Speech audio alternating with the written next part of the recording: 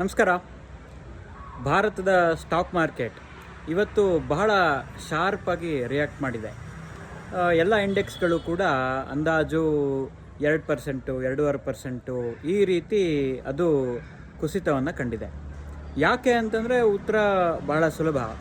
ಒಂದು, ಮೊನ್ನೆ ನರೇಂದ್ರ ಮೋದಿ ಅವರು ಮಾತಾಡಬೇಕಾದ್ರೆ ಚಿನ್ನ ಖರೀದಿ ಮಾಡುವುದನ್ನು 1 ವರ್ಷದ ಮಟ್ಟಿಗೆ ನಿಲ್ಲಿಸಿ ಅಂತ ಹೇಳಿದರು. ಎರಡನೇದು, work from home option explore ಮಾಡ್ಬೋದಾ ಅಂತ ಕೂಡ ಕರೆ ಕೊಟ್ಟಿದ್ದಾರೆ. ಮೂರನೇದು, ಫ್ಯೂಯಲನ್ನು ಉಳಿಸಿ, ಯಾಕಂತಂದರೆ ಸಪ್ಲೈಸ್ ಬರುವಂಥದ್ದು ಇನ್ನೂ ಸ್ವಲ್ಪ ಕಷ್ಟ ಆಗ್ಬೋದು ಅನ್ನುವಂತಹ ಮುನ್ಸೂಚನೆ ಪ್ರಾಯಶಃ ಕೇಂದ್ರ ಸರ್ಕಾರಕ್ಕೆ ಈಗಾಗಲೇ ಸಿಕ್ಕಿದೆ.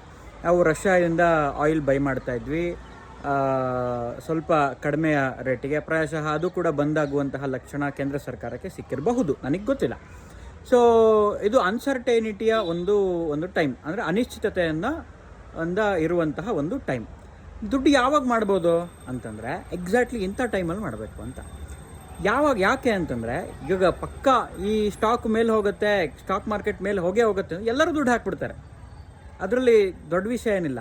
ಆದರೆ ಈ ರಿಯಾಕ್ಷನ್ ಆಗಿರುವಂಥದ್ದು, ಸ್ಟಾಕ್ ಮಾರ್ಕೆಟಿನ ಫಾಲ್ ಆಗಿರುವಂಥದ್ದು, ಇದು ಎಮೋಷನ್ಗಾ, ನಿಜವಾಗ್ಲೂ ನಮ್ಮ ದೇಶದ ಎಕಾನಮಿಲೇ ಪ್ರಾಬ್ಲಮ್ ಇದೆಯಾ, ಅಥವಾ ಈ ಟೆಂಪ್ರವರಿ ಆದಂತಹ ಏನೋ ವಾರ್ ಲೈಕ್ ಸಿಚುಯೇಷನ್ ಇದೆ. ಟೆಂಪ್ರವರಿ ಅಂತಂದರೆ ನಾವು ಅಂದ್ಕೊಂಡಿರ್ಬೋದು ಇರಾನ್ ಮತ್ತು ಅಮೇರಿಕಾದ ಯುದ್ಧ 1 ವಾರದಲ್ಲಿ ಮುಗಿಬೋದು ಅಂತ. ಈಗಾಗಲೇ ಒಂದು 5-6 ತಿಂಗಳು ಹತ್ತತ್ರ ಅದರ ಪೂರ್ತಿ ಪ್ರಾಸೆಸ್ಸಲ್ಲಿ ನಮಗೆ ಅದರ ಒಂದು ಎಷ್ಟು ತೀವ್ರತೆ ಇದೆ ಅಂತ ಗೊತ್ತಾಗ್ತಾ ಇದೆ. ಮತ್ತು ಯುದ್ಧ ಮುಗಿಯೋ ಲಕ್ಷಣ ಇದೆಯಾ ಇಲ್ವಾ ಅದು ಗೊತ್ತಿಲ್ಲ. ಆದರೆ ಅದರ ಯುದ್ಧದ ಒಂದು ಪರಿಣಾಮ ಅದು ಇಡೀ ಜಗತ್ತಿನ ಮೇಲೆ ಬೀರ್ತಾ ಇರೋದು ನಮ್ಮ ಗಮನಕ್ಕೆ ಬರ್ತಾ ಇದೆ. ಸೊ ಇದು ಅನ್ಸರ್ಟೈನ್ ಟೈಮಲ್ಲಿ ನಾವು ಇನ್ವೆಸ್ಟ್ ಮಾಡಿದಾಗ ನಮ್ಮ ದೇಶದ ಎಕನಾಮಿಕ್ ಔಟ್ಲುಕ್ ಮೇಲೆ ಸ್ಟಾಕ್ ಮಾರ್ಕೆಟ್ ಡಿಪೆಂಡ್ ಆಗುತ್ತೆ ಹೊರತು ಯಾವುದೋ ಟೆಂಪರರಿ ಸಿಚುಯೇಷನ್ ಮೇಲೆ ನಮ್ಮ ಸ್ಟಾಕ್ ಮಾರ್ಕೆಟ್ ಡಿಪೆಂಡ್ ಆಗಲ್ಲ. ಉದಾಹರಣೆಗೆ 6 ವರ್ಷದ ಮುಂಚೆ ಕೋವಿಡ್ ಬಂದಾಗಲೂ ಕೂಡ ಇದೇ ರೀತಿಯ ಬಹಳ ಅನ್ಸರ್ಟೈನಿಟಿ ಇತ್ತು. ಆಗಲೂ ಕೂಡ ಜನ ಯಾರು ಇನ್ವೆಸ್ಟ್ ಮಾಡಿದ್ರು ಬಂಪರ್ ರಿಟರ್ನನ್ನು ತೊಗೊಂಡ್ರು.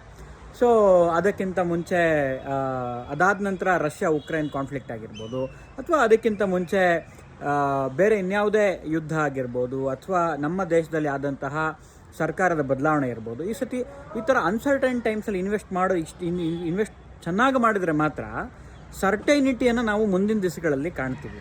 ಸೊ ಎಲ್ಲ ರೀತಿಯಲ್ಲಿ ನಾವು ಕೂಡ ಭಯ ಪಟ್ಕೊಂಡು ಸ್ಟಾಕ್ ಮಾರ್ಕೆಟಿನ ದುಡ್ಡನ್ನ ತೆಗೆದ್ರೆ ಲಾಸ್ ಆಗೋದಂತೂ ನಿಶ್ಚಿತ.